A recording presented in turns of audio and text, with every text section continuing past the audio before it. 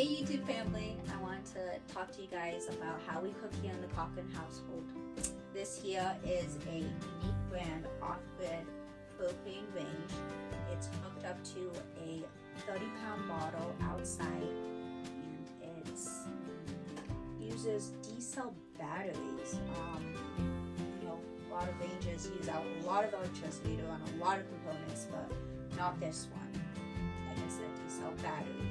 And so let me just show you guys how it turns on.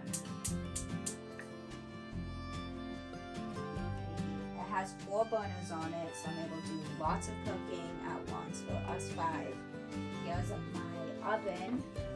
It holds quite a bit at a time. I've been able to bake a lot of bread, been able to bake lots of casserole, lots of chicken, and it holds quite a bit, so that comes in handy. Like I said, with a big family. So, yep. How long does a propane bottle last? Oh yeah, it lasted a month and a half. So like I said, I'm cooking I use all 4 burners, I heat water, I do a lot of baking, and a month and a half is awesome, to have it last that long. It works out great. So then Do you miss your wood cook stove? I do miss our wood cook stove. I was able to heat water in the wood cook stove, and there was a holding tank with water, so I was able to fill it up with 17 gallons of water, and then cooking on it was awesome, and the food just tasted great. So yes, I miss it, but this is cheaper. Much cheaper and easier to move in. Yep, much easier setup. So yeah, for now this is it. We'll cook meals for the Cochrans. Hey YouTube! So tonight I would like to go over a little bit about how we power our off-grid cabin in Alaska. And a lot of you are gonna say, just get a solar system. 100%, I agree with you. We'd love to have a solar system. But when you're just starting out, it's a lot of money. It's a big investment you have to make. Especially here in Alaska during the winter when you don't get much daylight. It's a lot of money. Something like this is part of a solar system. So we don't have to buy this when we decide to do a solar system in the future. We just have to add on to it. Some of you are gonna say, well, just run a generator.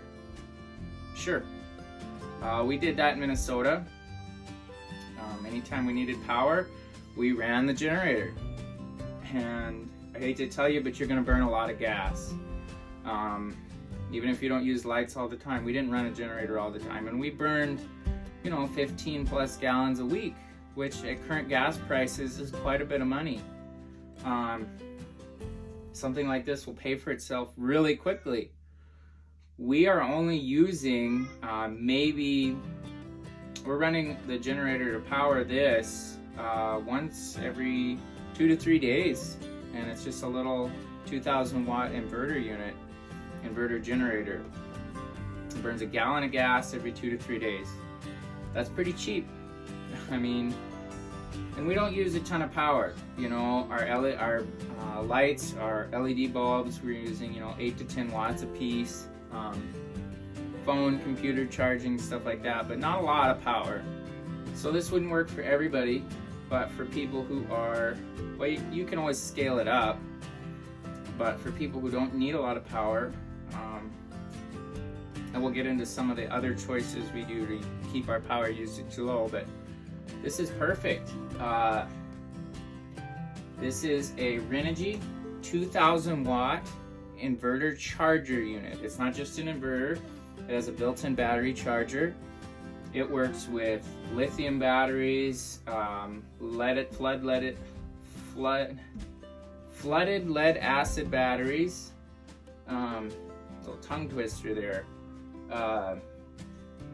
It works with gel batteries, AGMs, all the different battery types, and it's also got a customizable setting so you can configure how you want to charge your batteries specifically.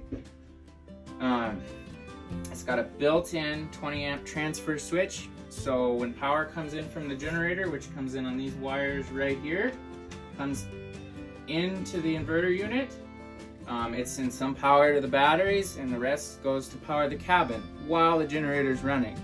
As soon as the generator cuts off, bam, the lights don't even flicker. Power immediately starts coming from the batteries, getting changed from 12 volt DC to 120 volt AC. And these two batteries will power us for 2 to 3 days. Now the batteries, they are 150 amp hours a piece. We have 2 of them, so we have 300 amp hours of battery capacity. These are some interesting batteries. I had not heard much about them. They are a silica salt battery, which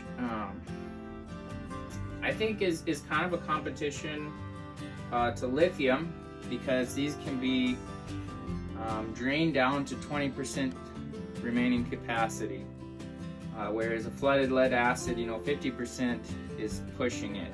You really don't even want to go that low. And these have a really high life cycle rate. I don't remember off the top of my head exactly the life cycles, but it's pretty high compared to anything else, flooded lead acid. They can be indoors, they don't off gas.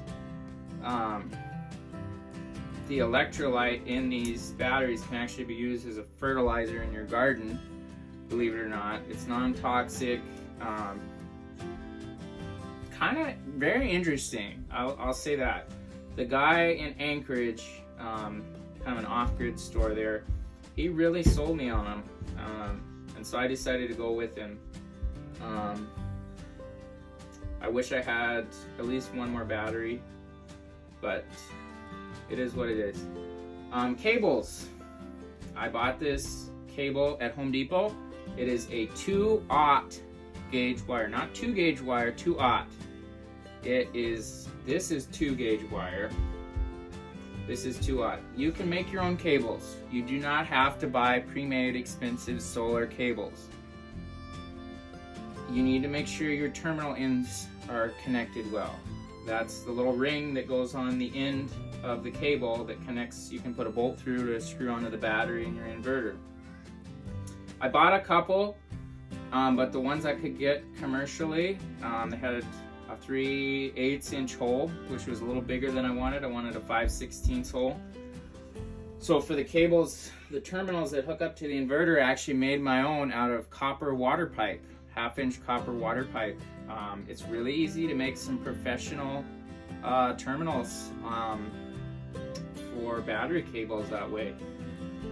Look up some videos. I unfortunately did not really document the process, but it's really simple. You flatten out one end, you drill your hole, the other end gets deburred, and you crimp it on there. I actually soldered my terminals on. I bought rosin core electrical solder, used a torch, soldered the terminal ends on. Very cheap, bulletproof. You can't really ask for anything better. These 2 gauge wires that are paralleling the 2 batteries together. So this way, we have 2 batteries, they're connected together. In essence, they're 1 battery, they're not 2. And the voltage stays 12 volts. You can do it either way. You can put them in series or parallel to where you either up the amps or you up the volts. These don't usually have to be as big a cable as the cables going to the inverter. I went with 2 gauge. It was a little easier to get the shorter ones. I got them pre-made at O'Reilly Auto Parts. Really cheap place to get cables if you need smaller cables. It's a lot cheaper than ordering some pre-made solar specific cables, okay? A lot of times you go sourcing parts for your system and you forget about the cost of cables and fuses, all that stuff. that adds up quick. Okay, hundreds of dollars. This needs to have a fuse in between the inverter unit and the batteries. I haven't done that yet because unfortunately that's something I have to order, and I haven't gotten around to doing that. We will though. So everything looks a little bit messy, but it's gonna get cleaned up and tidied up here in a bit. I want to show you kind of what's going on here with this display. Here we have a cable for remote switch to turn the inverter on and off. Like at night when we go to bed, we turn the inverter off because the inverter uses 15-20 watts of power just sitting there running, even if nothing's being used. So it's, you know, it's a drain on your batteries. If you can turn it off, if you don't need power, you're not charging anything, your phone or whatever, turn it off. I really like this unit. You need to know a few things about electricity. You need to know a little bit about ground neutral bonding and stuff like that to hook it up. Do your research, read the manuals. You know, this is not one of those things where I don't need a manual, you know, I'm just gonna hook it up. No, you need to read the manual. You need to know the specifics of what's going on because, you know, electricity is not something you play with. And somebody may say, well, why don't you just use, you know, good old oil lamps? You know, why are you doing this modern technology and stuff? And you know, I'm gonna get into that. We're gonna go over a little bit about why we chose to use some of this modern fancy stuff versus just, you know, going old school. And we're pretty basic, you know. I'd be happy living in the 1800s, you know, when there wasn't all this modern fancy stuff. But when you get into stuff like air quality and stuff, there's some advantages to running the electrical system. Especially here in Alaska where the days are really short and you got to go to work and you need some light in your life. It's nice to have this. So this is great for people who are just starting off. They don't have the money to buy a full-out solar system, and I don't want to just run the generator all the time, okay? Don't do that, okay? Get yourself set up with just a partial system where you just have batteries and inverter. You need a battery charger, okay? I recommend one of these.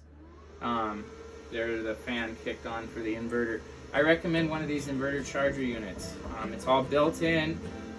It's all ready to go. You just literally hook it up, plug all your wires in, make sure they're going into the right spot, program the machine correctly, and you're set up. There's no messing around with a separate battery charger, separate inverter.